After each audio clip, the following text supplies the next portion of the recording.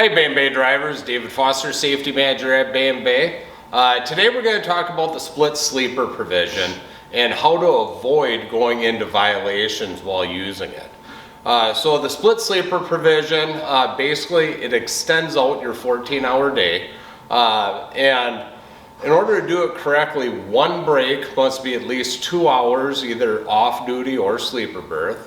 And that needs to be paired up with another break of 7 hours or more uninterrupted in the sleeper berth. Now, where drivers get into trouble is they end up logging off duty instead of the sleeper berth, the 7-hour requirement. And to kind of demonstrate what happens, because a lot of drivers don't even know that they go into violation.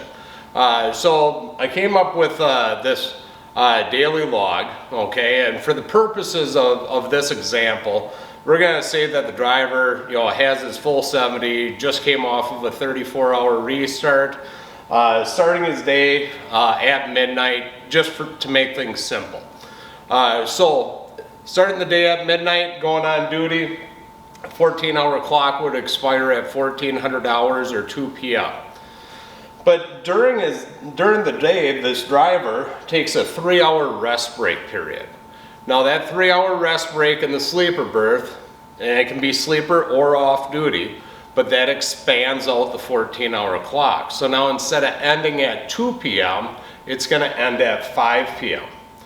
But you notice, I put a note here, there's a violation at 5 p.m. And this is why. So as the driver continues throughout their day, and normally the 14-hour clock would end at 2 o'clock or 1400 hours, but now he decided to end at 4 o'clock. Well, the driver, his hours of service are good until 1700 or 5 o'clock. And at that point, being that the driver is still in an off-duty status, they have not been in the sleeper berth for 7 hours or more before that clock expired. So the driver doesn't even know that he went in violation not here at 5 o'clock, but actually goes in violation all the way back here at 2 o'clock, which is the original driving window. So how do you prevent this? Simple. You just log